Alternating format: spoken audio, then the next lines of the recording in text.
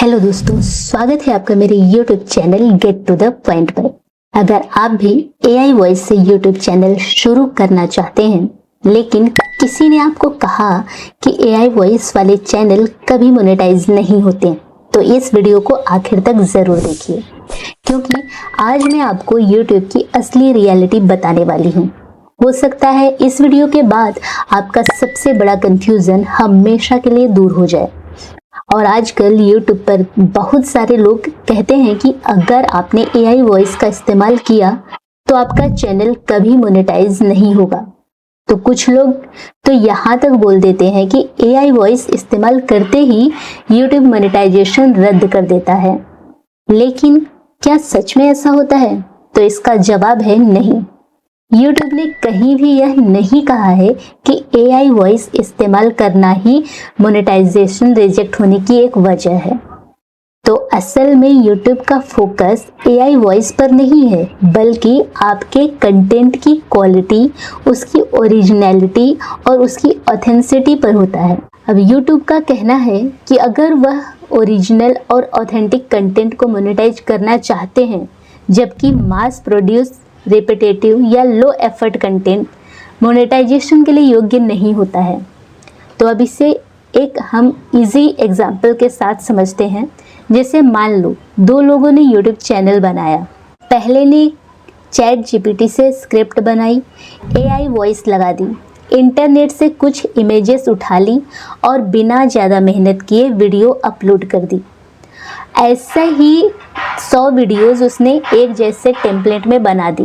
अब सोचिए, अगर हजारों लोग बिल्कुल यही काम कर रहे हों, तो ऐसे कंटेंट में आखिर अलग क्या रह जाएगा? यहीं पर प्रॉब्लम शुरू होती है।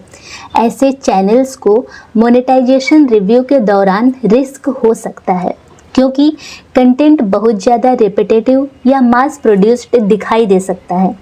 अब दूसरे क्रिएटर को देखिए, उसने टॉपिक पर खुद रिसर्च की, स्क्रिप्ट को अपने तरीके से तैयार किया, AI वॉइस का इस्तेमाल तो किया, लेकिन अच्छी एडिटिंग की, विजुअल्स ऐड किए, एनिमेशन लगाया और व्यूअर को नई इन्फॉर्मेशन दी।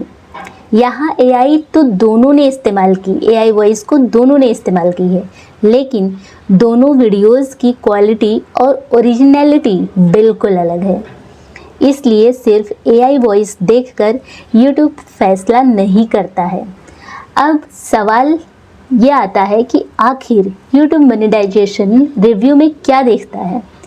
तो सबसे पहले देखा जाता है कि कंटेंट ओरिजिनल है या नहीं।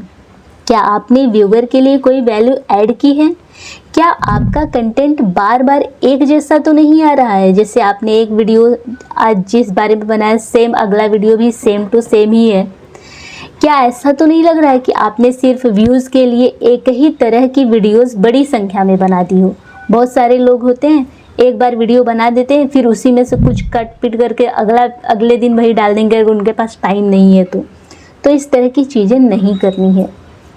अगर इन सवालों के जवाब सही हैं तो AI वॉइस ये सब दिखता है, और इन सवालों के जवाब सही दिखता है तो AI वॉइस कोई प्रॉब्लम क्रिएट नहीं करता है आपके वीडियो में। लेकिन अगर आपका पूरा चैनल सिर्फ कॉपी पेस्ट, एक जैसी एडिटिंग और रोबोटिक वीडियोस से भरा हुआ है, तो वहाँ पे रिस्क बढ़ जाता है। और एक मिथ है जो बहुत ज़्यादा फैलाया जाता है। जैसे लोग कहते हैं कि मोनेटाइजेशन के लिए ह्यूमन वॉइस होना बहुत ज़रूरी है, लेकिन रियलिटी यह है कि सिर्फ ह्यूमन वॉइस होने से भी मोनेटाइजेशन की गारंटी नहीं मिलती। अब आगे देखते हैं कैसे। अगर आपका कंटेंट ही कॉपी किया हुआ है या उसमें कोई ओरिजिनल वैल्यू नहीं है, तो ह्यूमन वॉइस भी आपको नहीं बचा सकती।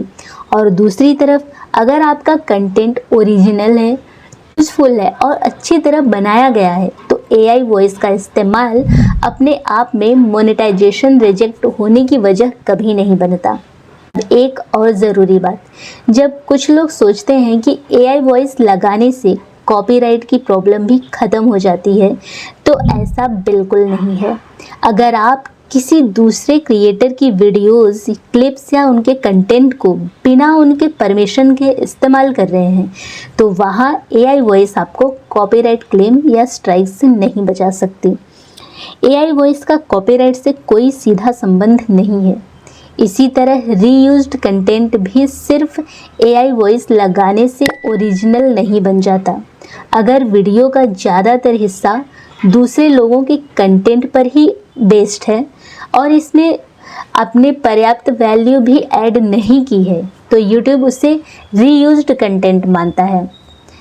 इसलिए अगर आप एआई वॉइस के साथ चैनल शुरू करना चाहते हैं तो मेरा आपको यही सजेशन रहेगा कि सबसे पहले खुद रिसर्च कीजिए, अपनी स्क्रिप्ट को खुद लिखिए, एआई वॉइस का इस्तेमाल कीजिए लेकिन उसमें अच्छी एडिटिंग कीजिए, ओरिजिनल थंबनेल बनाइए।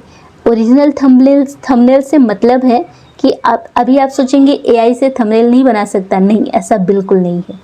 एआई से थंबनेल बना सकते हो पर थंबनेल आपका किसी बड़े क्रिएटर का कॉपी किया हुआ नहीं हो। आप अपना टाइटल उसको दीजिए एआई को, उसको बताइए कि यहाँ पे आपका फ़ोटो लगाए, आप जो कलर देना चाहते हो वो दो, अपना एक प्रॉम्प्ट दो थंबनेल का और उस प्रॉम्प्ट से अपना थंबनेल बनाओ, वो आपका अपना रहेगा। और वो थंबनेल जो आप बना रहे हो, जो आपने वीडियो बनाया है उससे रिलेटेड होना चाहिए। ये नहीं कि थंबनेल कुछ है और वीडियो में कुछ और है, तो ऐसा नहीं होना चाहिए। इसको कहते हैं ओरिजिनल थंबनेल। और को कुछ नया सिखाइए, नया एक्सपीरियंस दीजिए, कुछ अच्छी नई बात बताइए जो इससे उसको और कुछ सीखने को मिले। यही एक लॉन्ग टर्म स्ट्रेटजी है। तो दोस्तों याद रखिए, प्रॉब्लम एआई वॉइस नहीं है, प्रॉब्लम लो क्वालिटी है, रिपीटेटिव है और मास प्रोड्यूस्ड कंटेंट है। अगर आपका कंटेंट ओरिजिनल है, व्यूअर्स के लिए यूज़फुल है और उसमें आपकी क्रिएटिविटी दिखाई देती है तो एआई सिर्फ एक टूल है, उससे ज़्यादा कुछ नहीं है। क्योंकि आज का आपका सबसे बड़ा कन्फ्यूज़न दूर हो गया होगा। अगर यह वीडियो आपको पसंद आया हो तो इससे कुछ नया सीखने को मिला हो तो चैनल को सब्सक्राइब करना मत भूलिए। वीडियो को अपने उन दोस्तों के साथ भी शेयर कीजिए जो एआई वॉइस से यूट्यूब चैनल शुरू करने की सोच रहे हैं। मैं मिलती हूँ आपसे एक और नए इन्फॉर्मेटिव टॉपिक के साथ। Thanks for watching.